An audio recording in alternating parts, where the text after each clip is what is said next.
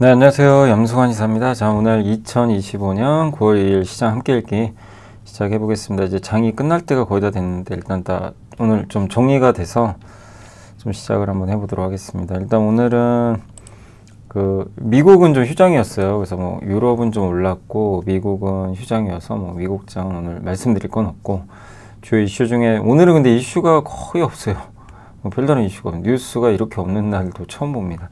네, 정말 없었고, 오늘 일단 중국판 엔비디아 캠브리콘, 이게 이제 오랜만에 동아일보에 한혜란 기자님이 이제 쓰셨더라고요. 근데 요새 캠브리콘이 뭐 중국에서 뜨겁습니다. 그 내용하고 또 JP모건에서 한국조선업 리포트 요약한 게 있어서, 서화박의 그림놀이라는 텔레그램 한번 알려드렸죠. 거기에 이제 외국계 보고서가 많이 올라옵니다.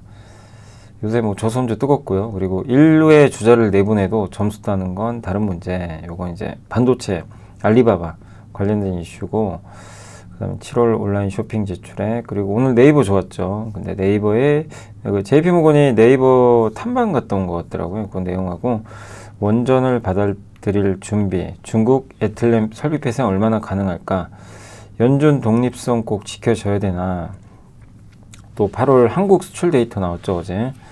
그 다음에 이제 9월달 KB증권의 이제 보고서고요, 전략. 그리고 피부 시술을 이제 건물로 비유한 역할 구조도. 요거는 사실 유한타증권의 리버스 에이징이라는 좀 긴 보고서인데, 그 중에 제가 이 부분만 좀 발췌를 해봤습니다. 그리고 올릭스 워닝 머티리얼즈, 오늘 삼성전기 상당히 좋았죠. 올릭스도 상한가 가고, 아이센스, 롯데관광개발, 현대모비스 일단 보고서 좀 보여드리고, 그 다음에 이제 지난주 금요일날 케이블 선수 입장 그거 한번 이제 보여드렸잖아요. 근데 이제 오늘 좀 못했던 것들 또 전달을 좀 해드리겠습니다. 그리고 어제 좀 약간 적게 했던 일부 이제 전자공시 내용하고, 그 다음에 SK 오션플랜트랑 삼성바이오로직스 이제 공시, 오늘 오션플랜트가 좀 흔들렸죠. 최대주주 지분 매각이 있어서 그 내용하고 해서 한번 말씀을 드리도록 하겠습니다. 그래서 일단 이제 첫 번째가 중국판 엔비디아 캠브리콘, 이 기업도 알아두시면 좋아요. 뭐 사실 이게 직접적인 투자 관계는 좀 없지만, 이 회사가 이제 돌풍을 일으키는 게 뭐 미국 반도체엔 좋은 건 아니죠. 그래서 한때 적정으로 조롱받던 이 캠브리콘이라는 반도체 기업이 주가가 17일 만에 130%, 중국판 엔비디아로 불리고 있고, 요게 최근 1년간 주가입니다. 보시면 수직 상승을 해버렸죠. 그래서 화려한 출발과 초라한 성적표, 원래 암흑기가 있었고요. 알파고와 이세돌의 대결이 있었을 때 중국 과학원 교수 첸텐스가 AI 전용 반도체 칩 이제 설계를 목표로 설립을 했다고 합니다.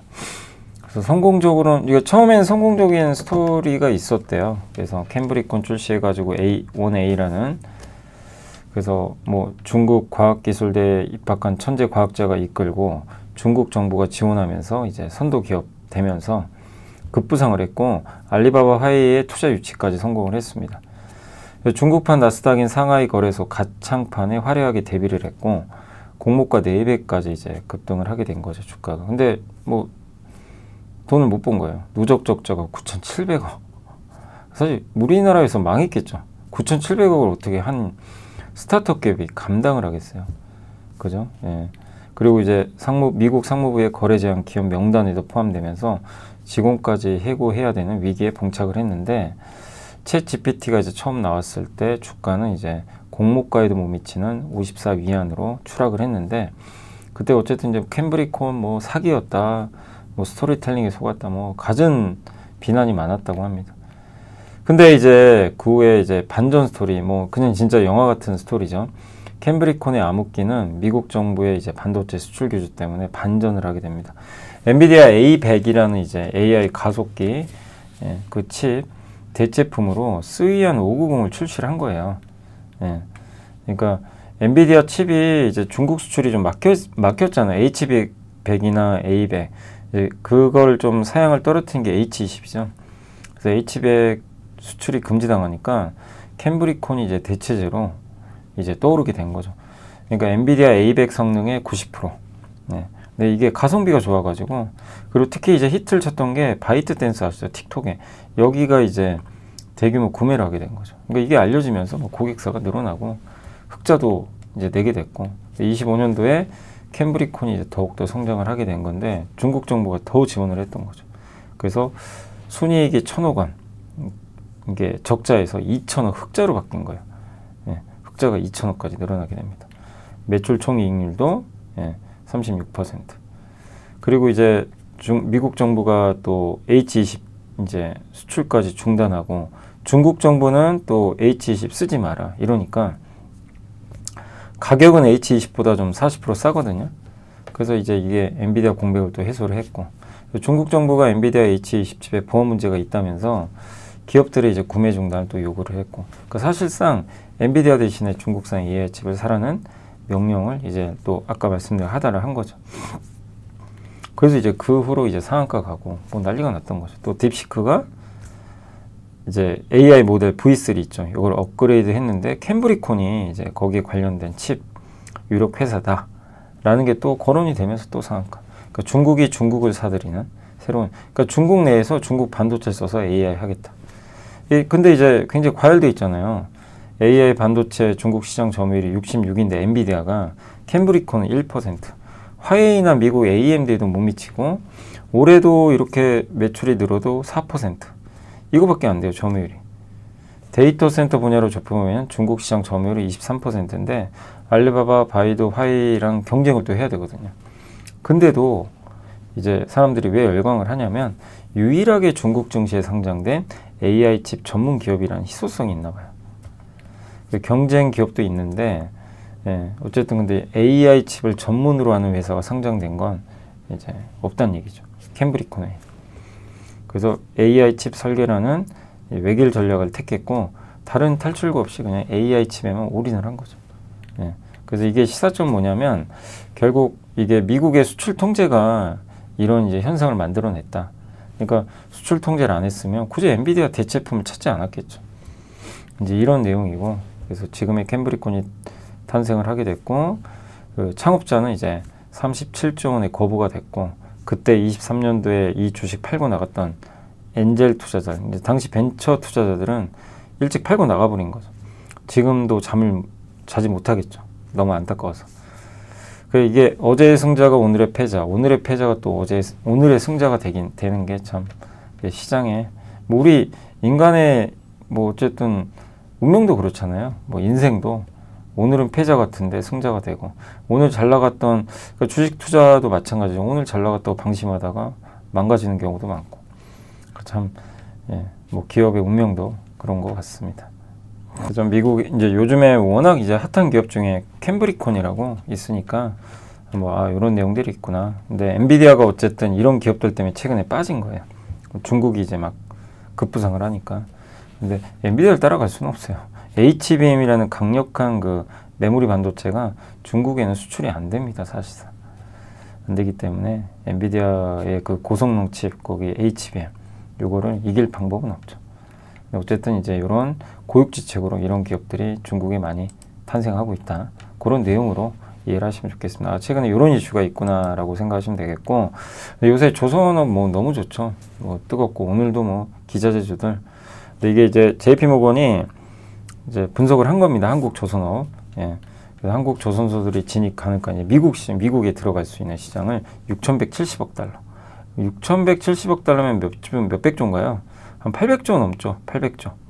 우리나라 돈으로. 엄청난 시장이 열리는 거죠. 그러니까 왜 이렇게 조선주가 강하냐면 계속 그 성장 사이클이 생겨요. 지금 돈도 잘 버는데 이게 뭐 교체 사이클, LNG 사이클 뿐만이 아니라 미국의 이 조선 시장 자체가 열려버리니까 거기다 군함까지. 이게 이제 보통 일은 아닌 거죠. 그래서 미국 해군 총 이제 시장 규모가 4,100, 이제 접근 가능한 시장 규모가 4,180억 달러. 그리고 연평균 140억 달러의 발주가 예상이 되고 140억 달러면 한 20조 되나요? 함정벌 세부 수요, 구축함 프리게이트 지원함.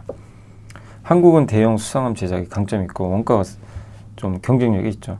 또 미국 외도 있어요.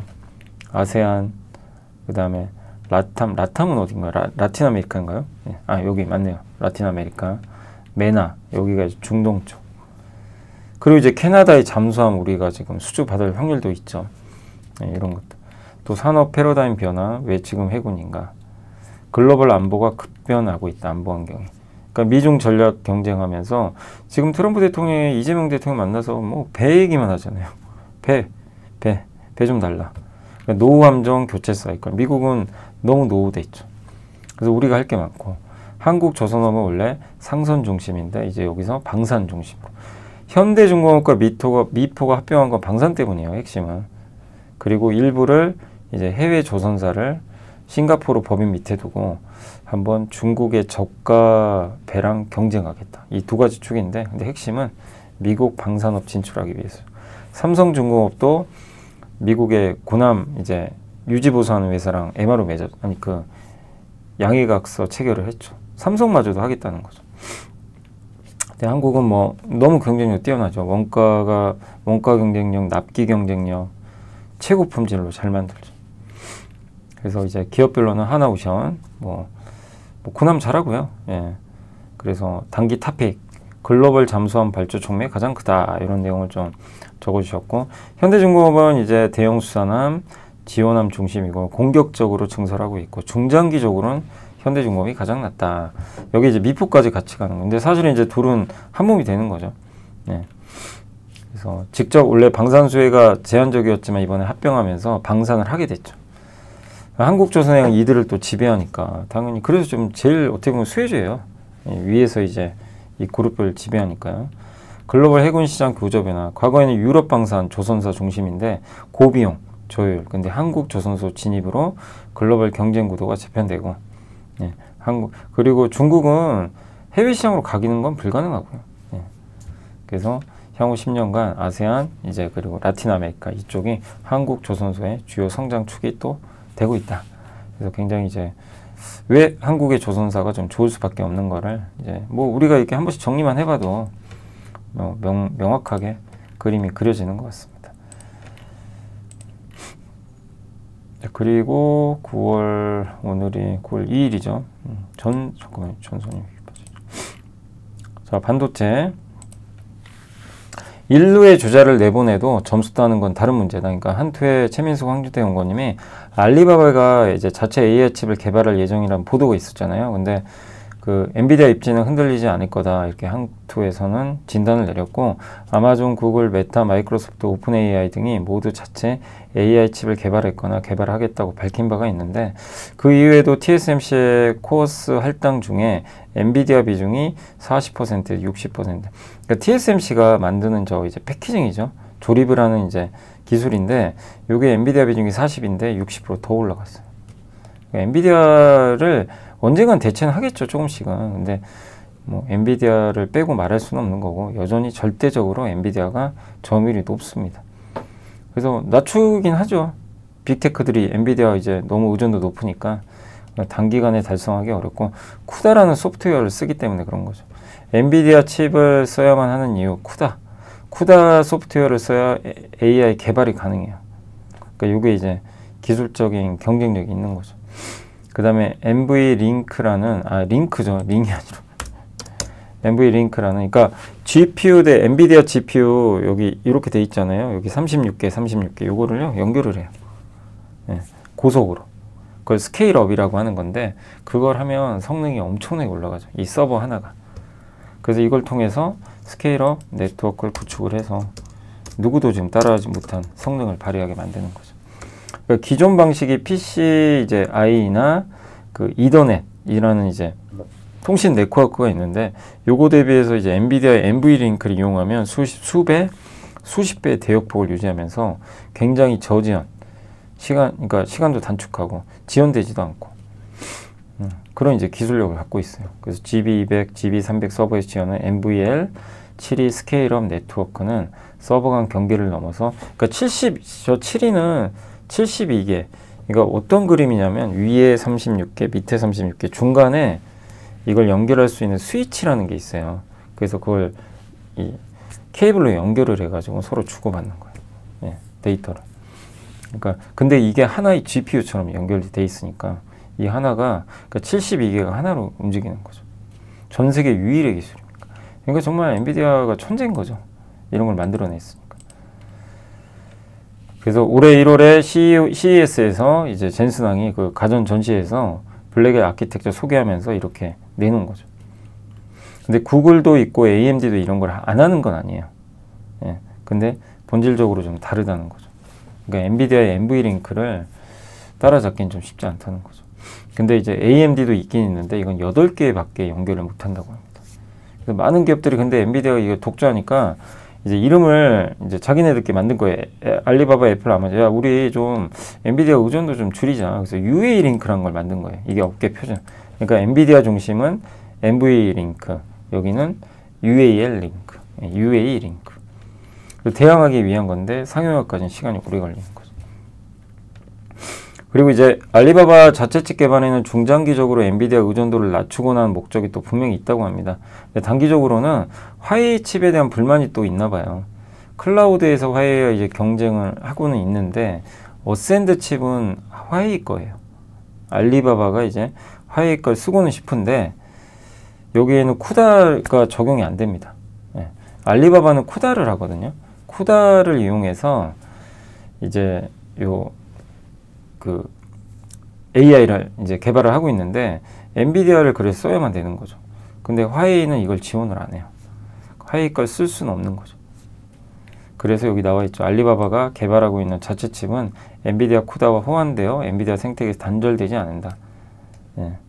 그러니까 지금 알리바바가 칩을 개발했다고 그랬잖아요. 월스트리트 저널 어제 소개해드렸죠. 그래서 엔비디아가 큰다. 근데 엔비디아 쿠다랑 호환이 된다고 합니다. 이게. 그래서 결국 이것도 어떻게 보면 엔비디아 종속되는 거죠. 어떻게 보면. 예. 근데 이제 이제 알리바바 칩은 미국 제재 때문에 TSMC를 이용하기 좀 어렵다는 거죠. 그 중국의 파운드를 이용을 해야 되겠죠. 그리고 HBM은 수출이 안 됩니다.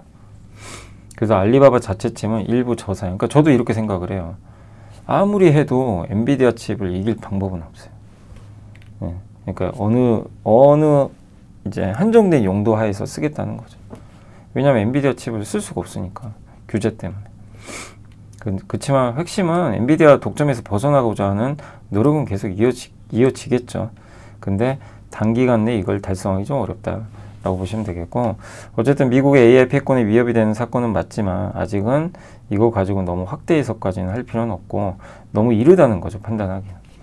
이렇게 한번 정리를 해주시면 좋겠습니다. 아무튼 이런 이슈 때문에 엔비디아라든가 어제 반도체가 빠졌지만 사실상 뭐 너무 아직 당장은 우려할 부분은 아니다 라고 생각을 하고 있고요. 자, 인터넷 관련해서 이제 현대차증권의 김현웅 연구원님이 7월 온라인 쇼핑액이 엄청 증가했어요. 7.3%. 1년 만에 최고치인데 작년 7월에 TMF 사건 아시죠?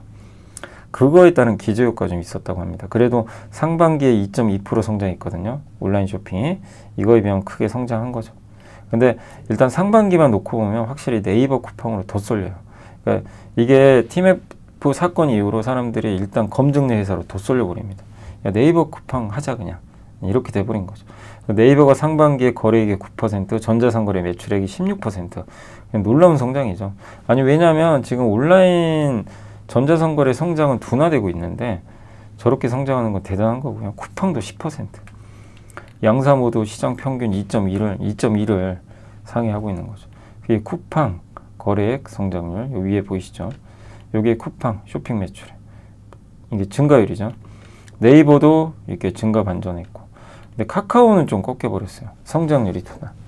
이렇게 돼 있는데 어쨌든 온라인 이 쇼핑 쪽은 네이버랑 쿠팡의 이강 체제가 그냥 확고해지고 있다. 이렇게 보시면 되겠고, 그 다음에 이제 여기 그 JP 모건이 이번에 탐방을 갔다 왔나 봐요.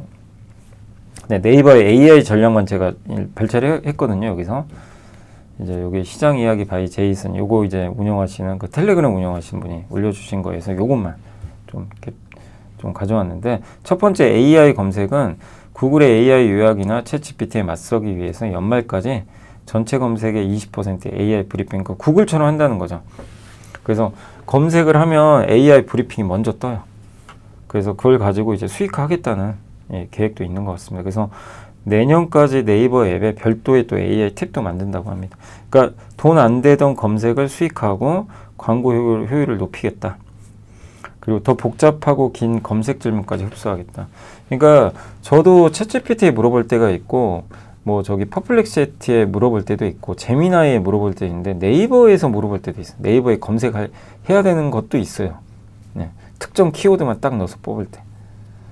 아니면 쇼핑 같은 거 특히. 네. 근데 이제 그런 것들도 네이버가 자체적으로 AI를 해가지고 하겠다. 그리고 AI 에이전트. 카카오 AI 비서 한다 그랬잖아요. 이번 11월에 나오거든요. 우리도 가만히 있으면 안 된다. 그래서 네이버는 쇼핑 강자잖아요. 여기에 특화된 AI 비서를 출시하겠다. 이렇게 했고, 또 소버린 AI, 정부가 주도하는 거죠. 당장 큰 수익은 안 되지만 우리나라에서 만든 AI가 바로 네이버의 하이퍼클로버잖아요. 예. 근데 금융이나 국방처럼 민감한 데이터는 글로벌 AI의 모델에 넘기기 좀 꺼려하는 국가들이 좀 있거든요. 그런 걸 공략해서 야, 우리가 해주겠다. 우리 한국도 할 수 있고. 예. 그래서 국가가 주도하는 AI에 네이버가 그 역할을 좀 해주겠다라는 좀 포석인 것 같습니다. 그래서 네이버를 좀 긍정적으로 보고 있고, 오늘 네이버가 올랐던 건 사실 뭐 이것 때문에 오른 건 아니고요. 예, 약간 이제 최근에 좀 주가는 부진했지만 정부 정책에 대한 기대감이 있거든요. 그러니까 스테이블 코인 관련주, 네이버, AI, LG CNS, 삼성 SDS 이런 쪽이 있잖아요. 한 축이. 여기가 6, 7월에 폭등했다 그냥 쫙 꺼졌는데 연말까지는 또 이슈들이 있어요. 이번에 R&D 예산도 많이 잡혔고. 그러니까 하나의 중요한 축이니까 네이버를 중심으로 이런 섹터도 좀 뭐 일단 당분간은 좀 괜찮은 흐름이 나오지 않겠냐라고 생각을 하고 있습니다. 자, 그리고 원전은 우리가 올해 배웠나요? 올해 초였나? 제가 원전 함께 배우기 한번 했죠. 제가 날짜가 정확하게 기억 안 나는데 작년이었나 아마 올해 초에 한번 했던 것 같아요. 근데 미리 좀 공부를 했죠. 작년이었던 것 같아요. 근데 좀 빨랐죠, 당시에. 원전이 좀 빨랐고. 근데 어쨌든 이제 올해 원전주가 뭐 대장주가 돼버렸는데, 어쨌든 원전을 받아들일 준비. 그래서 그때 공부하신 분들은 이 보고서가 어렵진 않을 거예요. 그래서 한번 이런 걸 우리가 미리 공부해놓고 이렇게 보고서 보면 되게 편해요. 머리에 그냥 팍팍 들어옵니다. 그래서 이제 원전의 시대다. 원전으로 대세가 굳혀진다. 네. 그래서 이게 글로벌 원전 용량 전망인데, 뭐 이거는 그냥 대세입니다. 이렇게 계획이 돼 있어요. 그리고 미국이죠. 미국이 2050년까지 원자력, 이거 뭐 하도 많이 이제 지겨우시죠. 미국이 앞으로 10개 2030년까지 건설해야 되고 100기가에서 400기가. 그래서 원전 300기 져야 돼요. 프랑스는 원전 14개 2050년까지. 벨기에 원전 부활, 이탈리아 원전 재도입, 스위스 법 개정 추진해서 소형 원전, 기존 원전 수명 연장, 인도네시아 2040년까지 10기가. 보통 1기가와트의 원전 하나입니다. 10개 짓는 거죠. 24년 11월에 베트남은 원전 도입 재개 방지. 독일도 탈원전 폐지했어요. 유럽에서 유일하게 남은 국가 어디죠? 오스트리아. 예, 거기밖에 없죠. 그러니까 이거는 이제 이렇게 생각하시면 원전이 우리나라에서도 그렇잖아요. 원전하면 안 된다. 원전해야 된다. 이게 찬반 논쟁은 있어요. 분명히 있는데 어디든 투자하신 분들은 그렇게 생각하시면 안 돼요. 투자하신 분들은 뭐 찬성하냐 아니냐는 중요하지 않아요. 지금 주식 투자하신 분들은 원전은 가는 산업이에요. 예. 그렇게 인정을 하시고 투자를 하셔야 됩니다. 예. 이게 뭐 맞냐 안 맞냐 논하면 안 돼요. 지금. 예. 왜? 이제는 그 논쟁은 끝났어요. 종집을 찍었고 원전을 하는 건 확정이 됐고 그럼 언제 어떻게 얼마나 갈 거냐 이걸 고민해야죠. 예. 그렇게 생각을 하셔야 되겠고, 아랍에미리트의 이제 바라카 원전이 성공하면서 그럼 그 안에서 우리의 경쟁력은 뭐 다 아시죠. 뭐 압도적인 뛰어남이 있죠, 우리 한국은. 그래서 이게 바라카 원전, 우리나라 이제 원전이죠. 여기 보시면 원래 요게 기간입니다. 여기 밑에 있는 게 요게 이제 단가. 예. 그러니까 처음에 그러니까 이거예요. 여기 딱 보시면 누구나 이제 처음에 계획은 그럴듯하죠. 예. 처음 맞기 전까지. 그 타이슨의 유명한 말 있죠. 마이크 타이슨이 그 누구나 처음엔 계획이 있다. 예. 처맞기 전까지. 그 유명한 그 멘트가 있죠. 그러니까 처음엔 이래요. 다 여기 5년 안에 만들고 단가도 이렇게 싸요. 실제는 어떻게 되죠? 여기 미국의 이 보고틀 여기 10년 넘었고 단가가 이렇게 3배 뛰어버립니다. 예, 영국은 더 심하고 프랑스는 악명이 높아요. 5년 안에 만든다고 했는데 지금 몇 년이죠? 벌써 17년. 예, 프랑스랑 핀란드. 예, 단가도. 근데 우리나라도 물론 계획보다 늘긴 느는데 짧죠. 짧게 끝나고 단가도 낮아요. 단가가 별 차이 없어요. 그러니까 한국 원전을 좋아하는 거예요. 야, 한국 타이슨이 봤을 때 야, 한국 너네 원전은 나한테 안 쳐맞지 않아도 돼. 근데 미국, 프랑스 나랑 한 대 맞자, 쳐맞자 이런 거죠. 예. 그러니까 한국 외에는 뚜렷한 대안이 없어요. K원전이든 K건설사든 단독이든 합작이든. 그래서 이는 이제 유틸리티와 건설주의 긍정적 요인이고, 그래서 건설주에서 요새 좀 건설주들 좀 안 좋죠. 뭐 사고나 이런 부분 때문에. 근데 어쨌든 현대건설 최선호주, 그리고 삼성물산을 차선호주로 제시해 주셨습니다. 그리고 한미글로벌을 처음 이제 분석을 하셨어요. 한미글로벌은 이게 어떤 회사냐면 이제 설계 감리하는 회사로 알려져 있죠. 근데 이제 그 루마니아 설비 개선 사업, 이제 루마니아 원전 시장에 처음 진출을 했어요. 그래서 이제 PM 용역 수주로 원전 시장에 첫 진입을 했다. 그래서 22년도에 이 원전 건설 경험이 있는 영국 전문 이 기업 워커사를 인수를 해가지고 이 시장에 뛰어드는데 수주를 따낸 거죠. 그러니까 이제 원전을 이제 어떻게 보면 프로젝트 매니징이라고 그러죠, 보통 우리가. 예. 그래서 이제 요걸 하는 이제 그 사업을 이번에 루마니아에서 수주를 따냈기 때문에 이제 들어가게 된 거죠. 또 지난 7월에는 한전기술과도 MOU를 맺었다고 합니다. 근데 한전기술은 순수 원전주고, 한전은 유틸리티, 우리나라 이제 팀 코리아를 책임지는 기업이고, 저는 개인적으로 이제 한전 KPS도 이렇게 좀 긍정적으로 봤던 게 전 세계 노후 발전소가 너무 많잖아요. 근데 저번에 한번 소개해드렸죠. 예, 이게 루마니아죠, 루마니아. 이게 루라니아가 뭔가. 지난 8월 21일 날 루마니아 원전 설비 개선 공사를 수주 따냈어요. 4,850억짜리인데 노후화된 원전을 이제 업그레이드 해주는 거예요. 근데 이 노후화된 원전이 너무 많아요, 전 세계에. 한전 KPS가 드디어 해외 진출한 거예요. 이거는 의미가 있는 거죠. 우리나라만 했거든요, 거의. 그 SMR도 주목하자. SMR 아시죠? 소형 모듈 원자로. 건설 기간도 3년 이하. 건설비도 싸고. 도시 근처에도 지을 수가 있고. 그래서 뉴스케일 파워가 제일 유명하죠. 여기가 미국에서 처음으로 표준 설계 승인 받았어요. 아직은 미국이 허용을 안 해줘요, SMR을. 미국 정부가. 근데 여기 이제 설계 승인 받았고, 이렇게 되면 이제 부지 승인, 통합 건설 운영화가 여기까지 떨어지겠죠. 그래서 미국에서는 지금 준비 중에 있어요. GE 히타치, 엑스에너지, 테라파워가 신청을 해놨어요.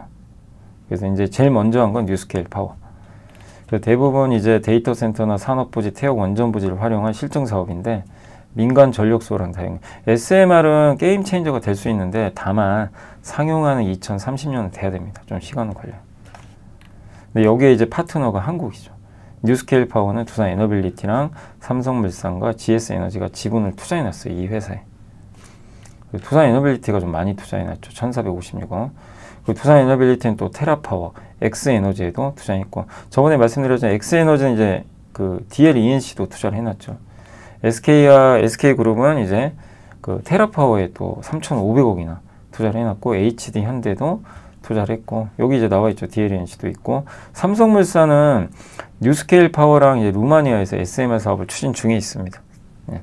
내년 2분기에 최종 투자 결정 나오고요.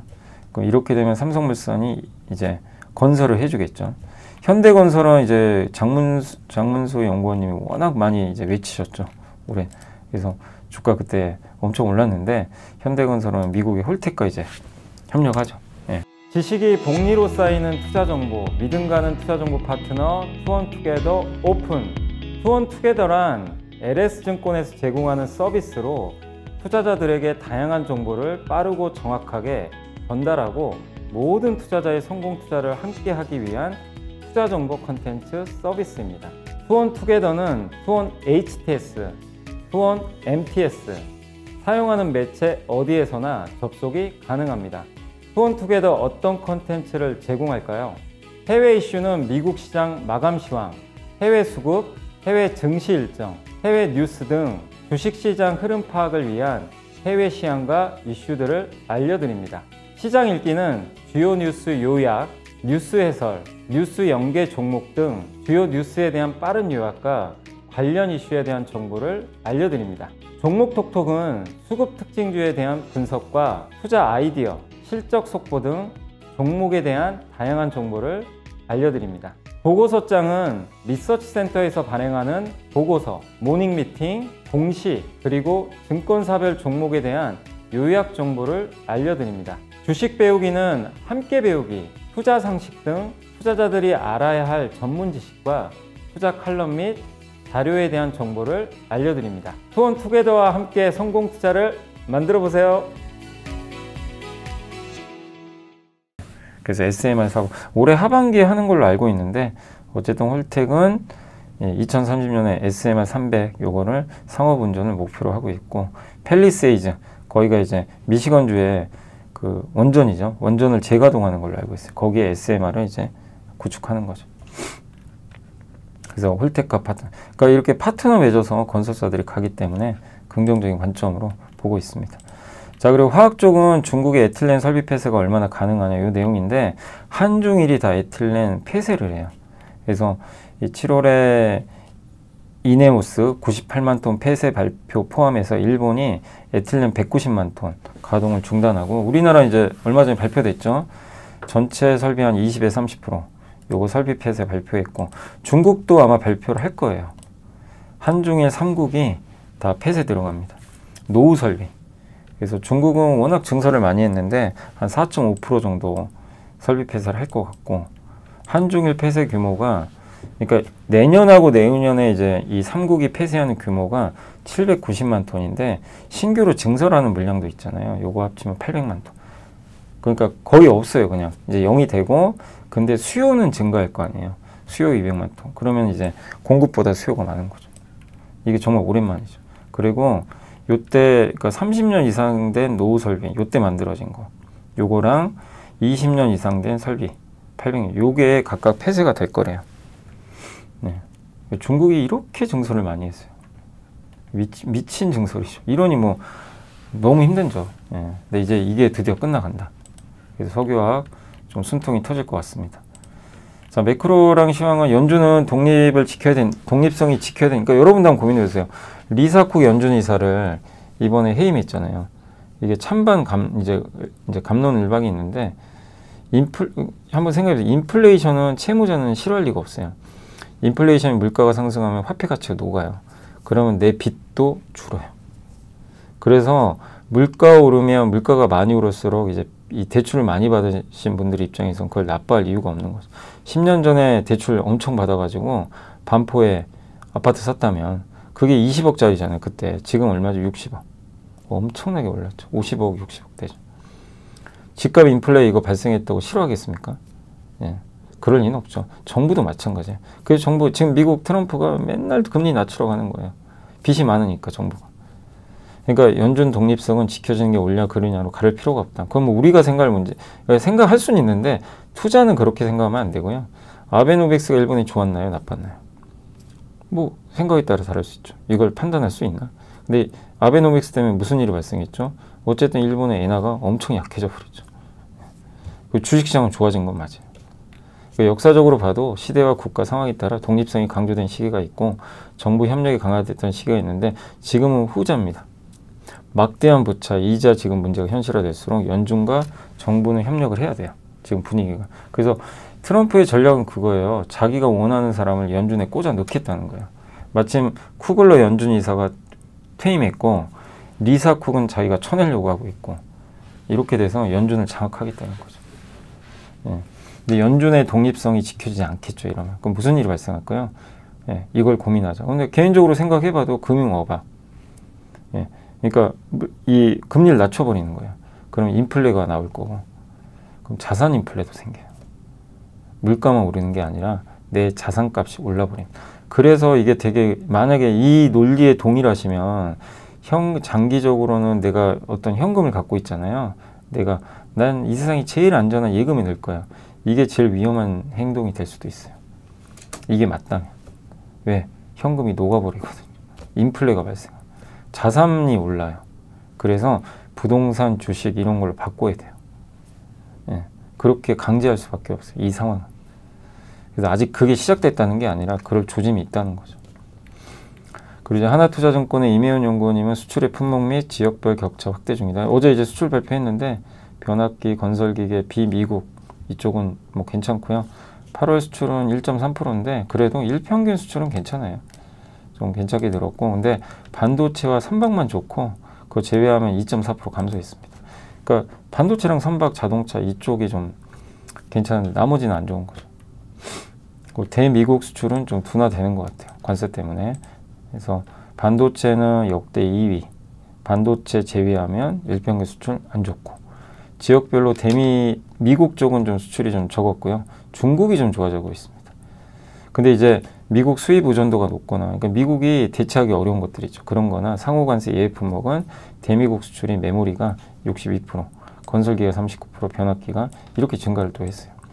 대미국 자동차 수출은 15% 감소, 화장품은 24%. 그러니까 이 가격이 올라가면서 사람들이 좀 소비를 줄일 수 있는 제품들은 수출이 좀 줄었다. 약간 이제 차이는 있다라고 보시면 되겠습니다. 아무튼 관세 영향은 좀 확실히 보이고, 반도체가 뭐 여전히 좋은 것 같습니다. 수출 쪽은. 자, 이제 9월 전략인데 4분기부터 직면하게 될 완전히 새로운 경제 세상, KB증권 이제 자료고요. 주식 비중은 소폭 확대고 3분기까지는 불확실성 요인이 좀 많은데 4분기가 되면 새로운 국면으로 갈 것 같다. 연준 독립성 아까 얘기하셨죠. 예. 그래서 그리고 최근 미국 행정부는 인텔의 지분을 확보했고, 연준 이사인 리사쿡을 해임했고, 둘 다 이건 근데 같은 사건이래요.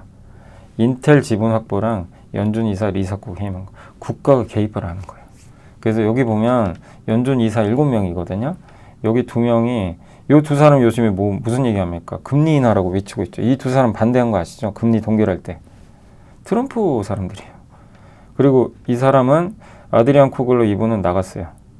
어디로? 본인이 스스로 퇴임했고, 리사쿡은 이번에 트럼프가 해임시켜버렸죠. 그래서 요 4명이 트럼프 사람으로 치워지면, 그 내년 5월에 파일은 나갑니다. 5명이 트럼프 사람이면 어떻게 될까요? 한번 상상을 해보세요.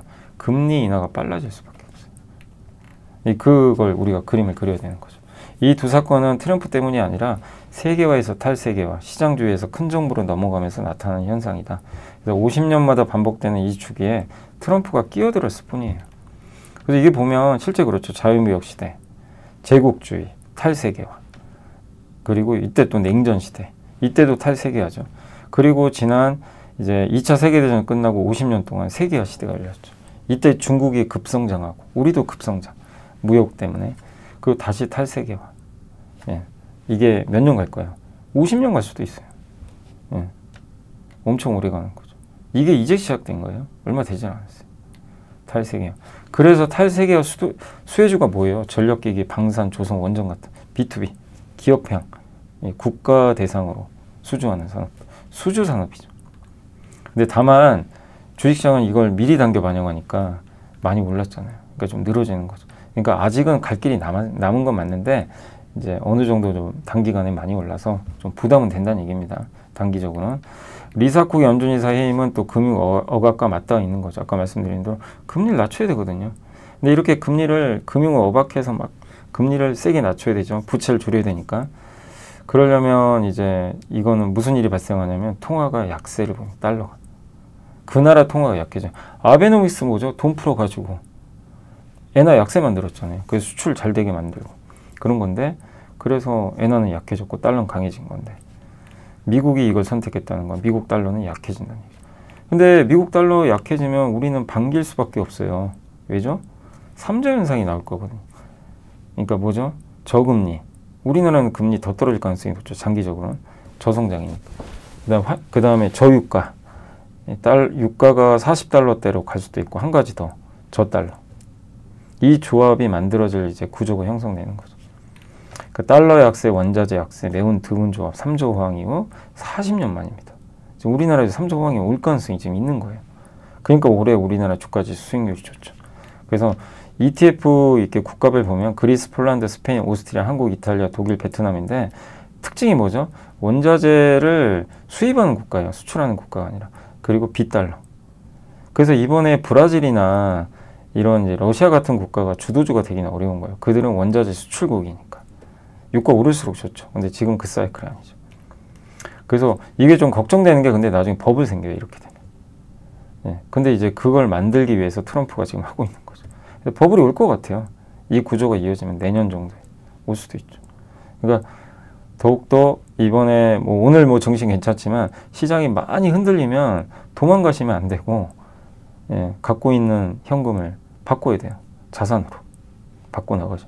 예, 이제 싸게 살 기회를 준다면, 그런 게 이제 이런 걸 읽으면서 우리가 그려볼 수 있는 거고, 그 다음에 4분기에 에이펙 정상회담을 좀 주목하자, 이런 내용까지 뭐 긴 보고서인데 제가 핵심만 좀 요약을 해드렸습니다. 자, 그리고 헬스케어는 이제 요게 뭐냐면, 이렇게 한번 생각해 보세요. 이렇게 건물 짓는 거예요. 예, 이렇게 엘라비에 리투어는 이렇게 뼈대 만든 철근 프레임, 스킨 부스터는 물탱크고 수분 공급, 레이저는 이제 우리 표면, 레이저가 뭐 하는 거죠? 이렇게 쏴가지고 이렇게 표면에 있는 것들, 예, 흉터 같은 거 제거하는 거죠. 그 리주라는 이제 세포 재생하고, 맨 밑에가 하이포, 요게 뭐죠? 초음파죠. 초음파가 지하 기초 기둥을 보강해 주는 거죠.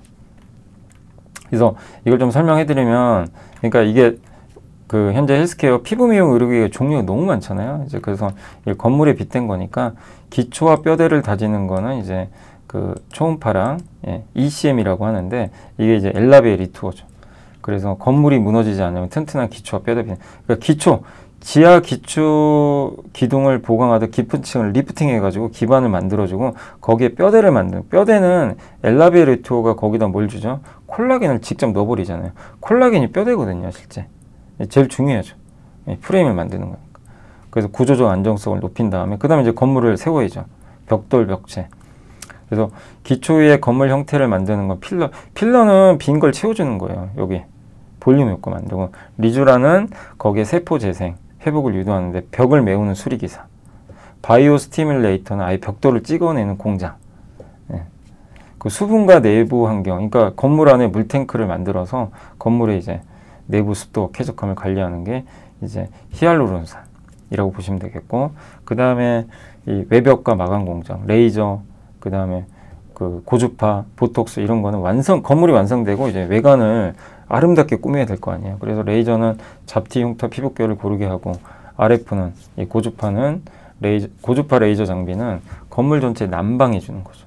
여기다 난방, 탄력과 타이트닝 받고, 보톡스는 불필요한 근육 움직임을 제약해서 주름을 예방하는데, 이건 이제 구조적 안정성 위에 외관을 매끄럽게 다듬어 준다. 그러니까 한마디로 이런 것들이 건물 만드는, 우리 이제 피부 건물이라는 걸 만드는, 되게 비유를 잘 해주셨더라고요. 이렇게 직관적으로. 그래서 이게 다 중요하다. 뭐 어느 건 하나 중요하진 않다. 중요하지 않은 건 없다. 근데 기업들이 서로 경쟁하죠. 이걸 골고루 하잖아요, 대부분. 그 안에서 사실 파마 리서치가 가장 지금 잘 나가고 있지만요. 자, 그렇게 해서 한번 말씀드렸고, 그 다음에 이제 기업 분석, 올릭스가 오늘 상한가를 갔는데, 대사 이상 지방간염 치료제 타겟으로 블라인드 데이터, 약물 투여 여부를 연구자나 환자가 모르게 진행하는 방식임에도 임상 1상에서 본계약을 맺었어요. 1라112. 아시죠? 이거는 공시 한번 예전에 소개해드렸죠. 몇 달 전에 공시가 나와서. 로레알과 이제 그 최초의 피부 모발 공동 이제 탈모 관련 프로젝트를 하는 걸로 알려졌죠. 로레알하고도. 그리고 최근에 이제 전환상하 우선적으로 발행해서 현금 이슈도 해소가 됐고, 그 다음에 9월에 건성 환방변성 치료제 임상 결과 발표도 있고, 임상 2상도 동시에 진행한다고 합니다. 그러면 이러면 또 여기서도 기술 수출이 나올 수도 있겠죠. 10월에는 일라이릴리랑 아까 대사 이상 지방간염 치료제 임상 이제 1상 단해 투여 효력 유지 결과가 확보될 예정인데, 이제 고용량에 이게 60, 70%의 고용량을 투입했을 때 지방간이 무려 90%나 감소하는 걸 예전에 확인을 한 데이터가 있는 것 같더라고요. 그러니까 이번에도 기대를 하는 것 같고, 그 다음에 이제 듀얼 siRNA 이중 타겟 유전자 치료제, 예. 그러니까 한 번에 두 개 유전자를 억제할 수 있는 거예요. 그런 이제 기능을 가진 RNA 치료제 플랫폼도 일라이릴리랑 이제 계약을 확대하지 않겠냐, 이걸 좀 기대하고 있습니다. 그래서 4분기 또 로레알과 협력할 것으로 준 탈모 치료제도 있고, 되게 다양해요. 지금 올릭스가 이렇게 급등하는 이유는 글로벌 빅파마랑 계약을 맺은 데다가 이게 끝이 아니라 확대될 것 같다, 점점. 그래서 우리나라에서 알테오젠, 리가켄 바이오, ABL 바이오, 올릭스 4개만 글로벌 빅파마랑 본계약을 체결했습니다. 근데 여기에 또 다른 기업과 추가 계약을 한다면, 이게 왜냐면 올릭스가 시총이 1조 5천억 밖에 안 돼요. 그러니까 이게 5천억 밖에 안 된다는 건 좀 그럴 수도 있지만, 이 기업들과 비교하면 시총이 너무 낮은 거죠. 알테오젠하고 비교하면 엄청 낮은 편이잖아요. 글로벌 빅파마랑 계약을 맺었는데, 그러니까 이 저평가 논리가 여기 들어가다 보니까 오늘 주가가 급등해버린 거죠. 근데 이들 기업들은 막 시가총액 뭐 에이벨 바이오도 5조 원에 육박하는데, 그래서 이 올릭스는 글로벌 시총 1위 빅파마 릴리와 임상일성에서 효력을 양사가 확인했고, 이제 추가 계약만 체결되면 에이벨 바이오, 리가켄 바이오의 반열에 오를 수 있다. 이런 내용이고, 또 노보노디스크가 과거 다이소나를 4.3조 원에 인수한 것과 비교해도 올릭스 가치가 재평가 필요하다. 노보노디스크가 이 기업을 4.3조에 있으니까 올릭스는 1.5조면 저평가 아니냐, 이렇게 보고 있는 것 같습니다. 그래서 오늘 상한가 기록했고 시총만 보면은 뭐 비싸진 않다, 이런 인식이 있는 것 같아요. 그래서 엄민용 연구원님의 또 파워가 세시잖아요. 그래서 오늘 어쨌든 급등했습니다. 또 CTT 리서치에서 이거 되게 좋은 내용이었어요. 워닝 머티리얼도 갖고 계신 분들 계실 텐데 내용이 괜찮습니다. 반도체용 특수가스 만드는데 삼성전자 비중이 70%에 달하고 극좋은 시각이 이제 메인 트렌드로 자리 잡으면서 PF3라는 특수가스가 있어요. 사이드월 확보에, 이거 무슨 소리인지 모르시겠죠? 이따 설명해 드릴게요. 제가 그림을 그려봤어요. 그래서 이따 설명해 드리고, 그러니까 식각 이제 그러니까 깎는 거죠. 낸드를 구멍을 이렇게 파거든요. 거기 식각으로 이제 하는 그 가스가 PF3 가스인데, 저게 이제 저 가스가 반드시 필요하다고 합니다. 그래서 그거 설명해 드릴 거고, 삼성전자가 V10 낸드가 내년 1분기에, V10은 굉장히 단수가 높아요. 여기에 1분기 이제 양산 앞두고 있는데, 여기에 맞춰 PF3 워닝 머티리얼 가스 공급 위해서 신공장을 이제 만들고 있다고 합니다. 그래서 올해 말에 완공 끝나면 당연히 매출액이 증가하겠죠. 그리고 M사라고 표시했지만 누가 봐도 마이크론이죠. 그래서 납품한 수주 이용 활용해서 삼성전자로 빠른, 이건 이미 마이크론에 이미 공급한 이력이 있다고 합니다. 또 SK 스페셜티가 사모펀드에 매각돼서 하이닉스에도 아마 공급하지 않겠냐, 이제 이렇게 좀 보고 있고, 하이닉스는 전체 매출의 8%인데 더 늘어날 것 같고, 마이크론은 원래 5%밖에 안 됐는데 이걸 계약을 맺었기 때문에 더 늘어날 걸로 보고 있습니다. 이 마이크론 내에는 PF3는 워닝 머티리얼즈가 지금 단독으로 공급하고 있고, 연내 공급 계약 마무리하고 내년 1분기부터 신규 품목 공급 시작되면 2026년에 마이크론 비중은 10%로 더 올라간다. 삼성전자가 이제 양산을 앞두고 있기 때문에 요거 신공장 지금 완공해서 공급할 것 같고, 하이닉스 마이크론 물량 증가. 그래서 주가 되게 부진했지만 내년을 기대해 보자. 내년에 이런 사이클이 나올 것 같다. PBR도 낮아요. 그래서 부담 없고.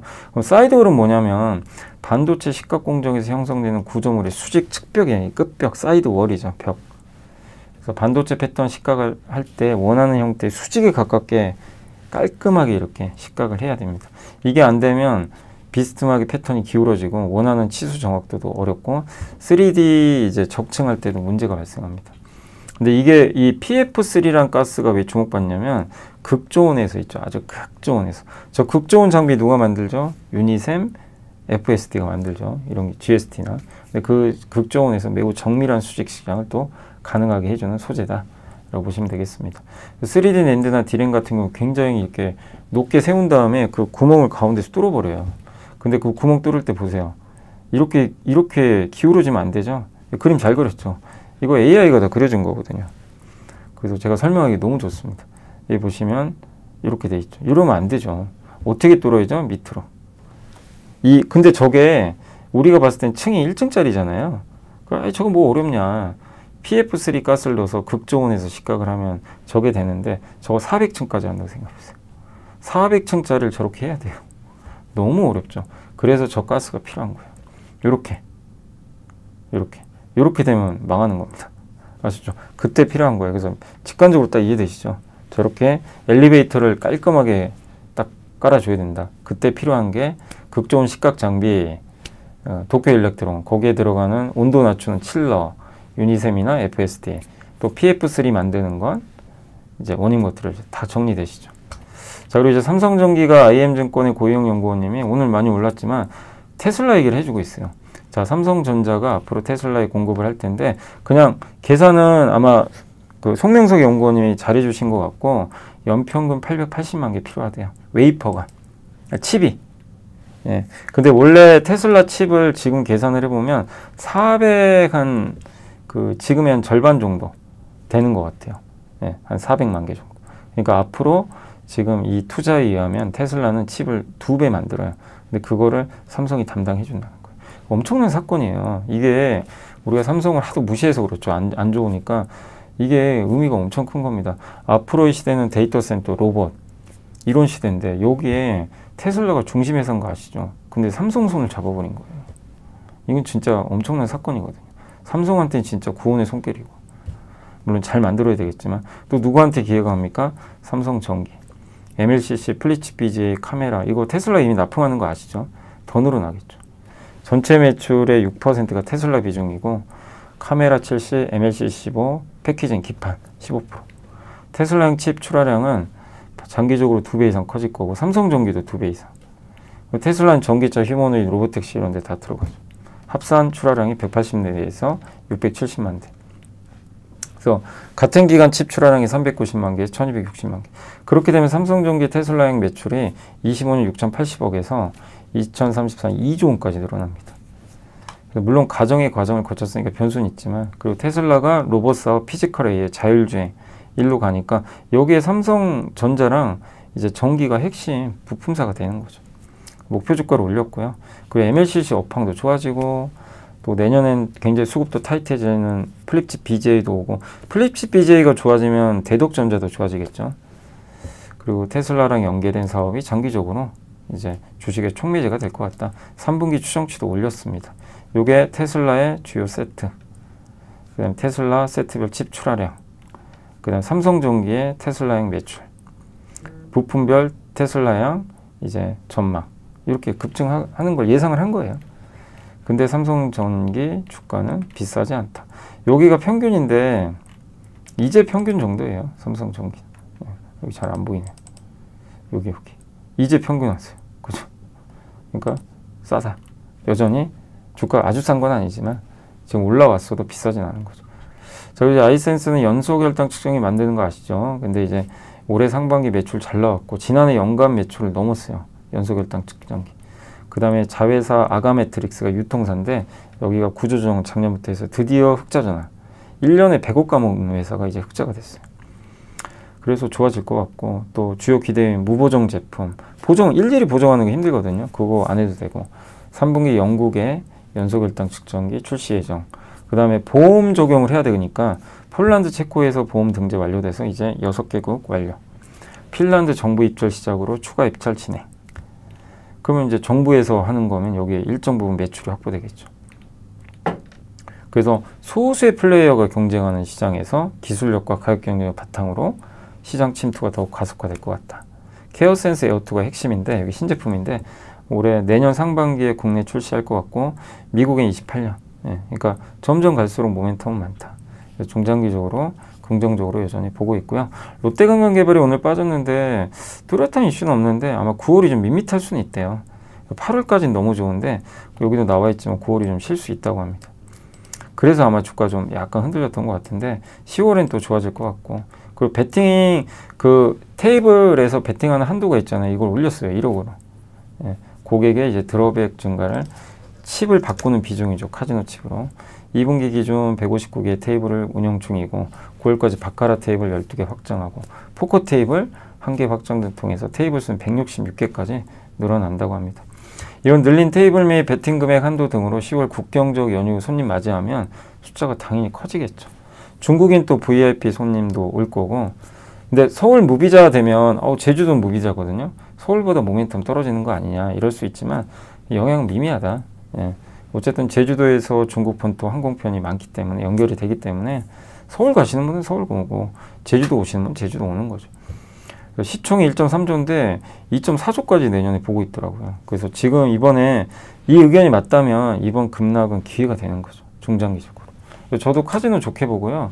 롯데관광개발이 호텔도 있고 체질 개선을 잘하고 있기 때문에, 단지 이제 부채가 많다는 부담이 있지만 VIP 자산운용이 이 회사를 괜히 지분을 늘린 게 아니잖아요. 그런 부분에서 이번 조정 구간을 또 잘 이용할 필요는 있는 것 같습니다. 현대모비스는 이번에 인베스터데이에서 로봇 사업을 공개를 했는데 명확하진 않대요. 경쟁 우위가 뭔지 이거는 좀 명확하진 않지만, 어쨌든 로봇 사업을 시작은 했고, 액추에이터 있죠. 요거를 이제 양산을 할 텐데 이제 얼마만큼 잘 해낼지는 좀 지켜봐야 되겠습니다. 그래서 근데 외주 생산보다는 미국 내에서 직접 생산을 할 것 같고, 그리고 미국의 하이브리드 카형 전동화 부품 생산 거점도 이제 구축을 검토를 하고 있다고 합니다.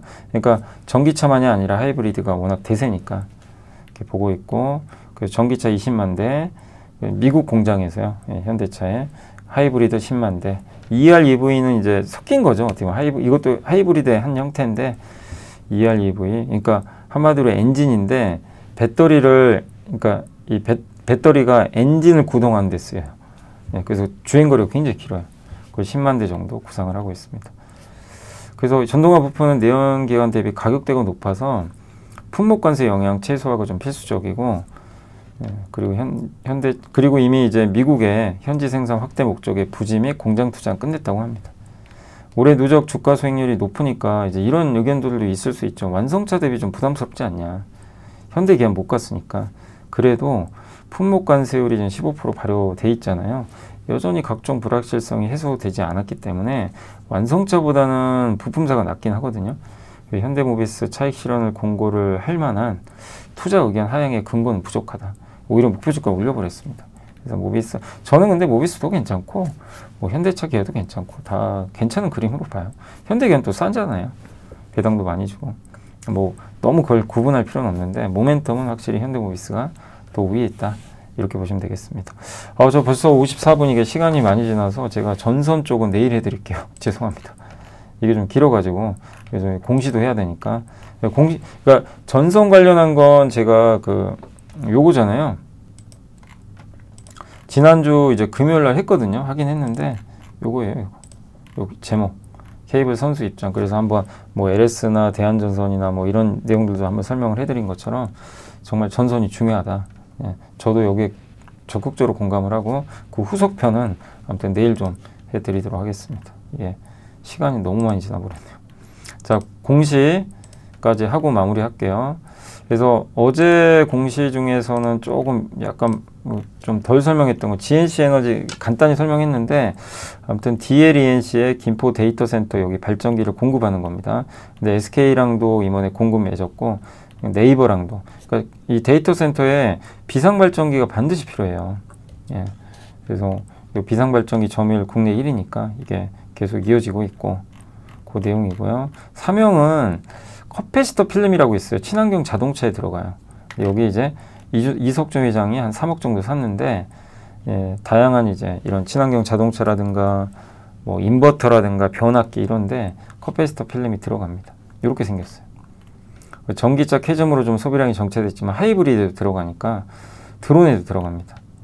그 증착 필름 업체로부터 주문도 지속되고 있지만 공급은 부족하다. 그래서 세계 30개 기업이 생산 중이지만 친환경 자동차용은 5개밖에 없대요. 또 필름 포장대도 이렇게 만들어요. 필름 포장하는 거. 예. 여긴 좀 좋은 상황은 아니고 조선 부분은 삼형중공업, 예, 엔진 부품 요거 하고 있고 이렇게 실린더 라이라 요거 하는 회사 중에 하나가 또 거기 케이프도 있죠. 그죠? 예. 조선 사업 확대를 캐스코, 예, 여기도 인수를 했고 이번에 인수해 버렸어요. 그래서 LNG 운반성용 중대형 이런 주물 있죠. 이런 거를 공급을 하고 있다고 합니다. 그러니까 조선하고도 연결돼 있다. 사명은. 자, 롯데월푸드는 VIP 자산운용. 롯데월푸드도 거의 바닥이고 주가가 완전히 왕따 당하고 있죠. 그렇지만 건가 빈가 제품 등 생산하는 음식료 업체고 자일리톨 빼빼로 이런 거 아시죠? 그리고 인도 빈가 시장 진출했고 상반기가 안 좋았지만 코코아 가격도 떨어지고, 예, 카카오인가요? 카카오 가격도 떨어지고 그래서 2분기는 부진했지만 하반기를 좋을 걸로 보고 있어요. 원재료인 코코아네. 코코아 이름 헷갈렸습니다. 투입원가 하락, 국내 가격 인상 효과, 그리고 환율도 좀 떨어질 가능성이 좀 있고 빈가 매출 좋았고 PBR 낮고 그래서 이게 최근 이제 이번에 VIP 자산운용에서 또 지분도 취득했기 때문에 하반기 방어주로 혹시 관심 있는 분들은 대응이 가능할 것 같고 SMCG는 VIP 자산운용이 아니고 트러스트온 자산운용이 지분을 5% 신규로 이게 유리용기 만드는 거 아시죠? 어제 한번 설명드렸죠. 네, 이걸 만드는 화장품 용기 기업이다. 이렇게 해서 한번 정리를 해드렸고 그 다음에 이제 공시로 가서 어제 공시는 2개인데요. SK 오션플랜트가 이게 SK 거잖아요. 근데 SK 에코플랜트가 지분을 디오션 컨소시엄에 매각한다고 협상 대상자를 선정했어요. 이게 왜 그러냐면 SK 에코플랜트가 친환경 사업보다는 이제 반도체로 집중하려고 그래요. 그래서 SK로부터 SK 에어플러스랑 반도체 모듈 기업을 넘겨 바라보였거든요. 그러니까 원래 친환경 사업 하는데 이걸 정리하려고 하는 것 같아요. 그러니까 안 맞죠. 반도체를 해야 되는데. 그래서 매각을 고려했고 매각 공시. 그래서 여기 디오션 컨소시엄 STX 아시죠? 강덕수 회장이라고 있어요. 여기가. 그러면 이거는 물론 이제 우리가 그냥 딱 이것만 봤을 때 여러분 어떤 생각 드세요? 여기 SK그룹이 파는 거니까 악재 아니야? 디오션 여기는 들어보지도 못한 회사인데 이건 뭐야? 막 이럴 수 있어요. 그래서 오늘 아침 막 주가가 박살 나더라고요. 저는 그렇게까지 생각 안 하는 게 SK 오션 플랜트가 하는 사업과 안 맞아요. 그건 매각을 할 수 있는데 그건 이제 관건은 그거죠. 이 매각하는 과정에서 당연히 주주분들이 피해를 보면 안 되겠죠. 예. 뭐 그건 당연한 거고 다만 이제 여기 강덕수 STX 회장은 조선업을 하시던 분이에요. 그죠? 그럼 조선업을 키우겠다는 거. 원래 SK 에코플랜트가 풍력도 있지만 조선업 합니다. 특수선. 해군 군함 만드는 거 아시죠? MRO 해요. 미국 시장 열리죠. 거기에 강화하겠다는 목적도 있는 것 같아요. 그렇게 이제 방향을 또 잡고 간다면 오히려 또 그 부분에서 수혜도 예상되거든요. 그러니까 이거를 뭐 무조건 그냥 악재다 이게 아니라 해상풍력 국내 잘하고 있고 대만 거기에 조선업도 한번 기대해 볼 만하다. 예, 이런 이제 그림도 한번 생각해야죠. 그래서 변동성은 나오겠지만 그렇게 좀 봐주시면 되겠고 삼성바이오는 존림 대표가 하고 한 분이 이제 400주, 200주 합쳐서 6억이 났었어요. 이제 거래 곧 정지됩니다. 거래가 아마 이제 곧 정지될 텐데 왜냐면 분할해야 되니까. 그래서 최근까지 전체 수주 금액이 3조 4천억 따냈고 작년 전체보다 절반 이상이고 글로벌 제약사 비중 굉장히 높고 예, 이제 5공장 가동했고 6공장도 이제 아마 얘기가 나올 것 같고 그리고 분할 재상장 앞두고 있고 생물보안법 이슈도 있죠. 그래서 순수 이제 위탁 생산 업체로 바뀌죠. 그래서 생물보안법 기대되고 하면서 근데 그거에 앞서서 이렇게 대표이사가 주식을 많이 산 건 좀 긍정적이지 않나라고 생각을 하고 있습니다. 자, 이제 장이 끝났고 이제 빨리 정리 한번 해볼게요. 오늘 시장은 일단 오늘은 급등했습니다. 어제 하락의 한 절반 정도 회복을 해줬고 오늘은 이제 시장 분위기도 좋았고 뭐 대부분 올랐어요. 특히 삼성전자, 하이닉스, LG엔솔, 뭐 현대중공업, 삼성전자, 우선주, 특히 하나오션, 네이버, 삼성생명. 다만 오늘 카카오는 좀 빠졌고 현대로템 좋았고요. 주도주들이 다 올랐죠. 삼성전기, 하나시스템, 한국항공우주. 조방이 좋았네요. 반면 코웨이는 좀 빠졌고 네, 하나솔루션도 오랜만에 올랐습니다. 반면 이제 코스닥은 바이오가 좋았어요. 펩트론, 알테오젠, 리가캠, 올릭스한가, D&D 파마 다 바이오. 그러니까 이 9월 들어서면서부터 금리 인하 얘기가 나오니까 확실히 바이오가 근데 올릭스도 모멘텀도 있다 보니까 뜨거웠던 것 같습니다. 반도체는 조금 약했고요. 그 다음에 메지온도 강했고 로보티즈가 다시 이제 유상자를 이번에 오히려 긍정적으로 보고 있는 것 같아요. 예, 투자를 해서 예, 우즈베키스탄인가요? 거기 아마 공장 증설하는 것 같죠. 그래서 하이젠 아래 오늘 로봇주들이 이제 최근 좀 빠졌다가 다시 급등해 버렸습니다. 자, 그리고 GI 이노베이션, 현대임스 올랐고 태웅 올랐고요. 태광 오늘 하이로 코리아가 급등했죠. 예, 좀 못 올랐던 이런 이제 피팅주도 오늘 강했습니다. 거래 대금 보시면 하나오션과 세진중공업이 무려 15% 폭발해 버렸고요. 그러나 일동제약은 좀 빠졌고 SK 오션플랜트는 아까 말씀드렸죠. 흔들렸습니다. 좀 변동성이 있었고 항공우주 그리고 여기 파라다이스가 급락했고 LG 플러스가 오늘 좀 급락. 오늘 카지노주들은 좀 별로 안 좋았네요. 그리고 오늘 코스닥 쪽을 한번 보겠습니다. 코스닥 쪽은 오늘 로보티즈, 올릭스, 현대모빅스 다 로봇 쪽이 많아요. 그리고 하이젠 RM, 태웅로직스, 고바이오랩, 바이오 쪽, 예, 의료기기 좋았고 리가캠 바이오, KSP 그리고 유니슨이 18% 폭등을 했네요. 성강밴드가 5%, 그리고 메지온, ST팜도 3% 올랐습니다. 19% 크레오스지는 잘 모르겠네요. 시메스 여기도 로봇이죠. 그리고 시어스테크, 원익IPS 오늘 조금 빠졌어. 원택도 오늘 좀 빠졌습니다. 그리고 오늘 이제 수급 상황은 외국인이 다시, 그러니까 외국인이 하루 샀다 하루 팔고 막 이러고 있고요. 그다음에 이제 오늘 로봇, 뭐 의료 AI 오늘은 뭐 뷰노도 많이 올랐고 오랜만에 의료 AI도 좋고 피팅주, 하이로코리아, 로봇 비만 치료제, 뭐 완전히 종목 장세입니다. 철저한 조선기자재. 다만 오늘 빠진 거는 카지노, 중국 소비 쪽이 좀 빠져버렸어요. 최근에 줬다가 증권주 좀 빠졌고, 그러니까 약간 내수나 이런 중국 소비주 쪽은 좀 빠지고, 나머지 업종들은 대부분 골고루 좀 괜찮았던 것 같습니다. 그래서 오늘 이제 시장은 그냥 철저하게 여기 그냥 머물러 있어요. 예, 위를 열 수도 있고요. 뭐 약간 여기 밑으로 올 수도 있지만 시장은 9월도 역시 아직은 왔다 갔다 하고 있다라고 보시면 좋겠습니다. 자, 오늘 방송 일단 여기서 마무리하고, 제가 내일은 말씀드린 대로 거기 어디죠? 예, 내일은 제가 내려갑니다. 예, 건강보험공단 이제 저희 회사에서 강의하는 게 있어서 내려가야 돼가지고 지방 내려가서, 예, 내일은 제가 라이브를 할 수가 없어요. 예, KTX 타고 가야 돼가지고 그건 좀 죄송하고, 그래서 내일 라이브나 제가 3% 출연은 못하고, 아무튼 저녁 6시에 요 방송 올려드릴 테니까 정리해서 오전에 찍고 가려고요. 그래서 좀 마무리를 하도록 하겠습니다. 아무튼 내일 또 저녁에 찾아뵙겠습니다. 오늘 또 감사합니다.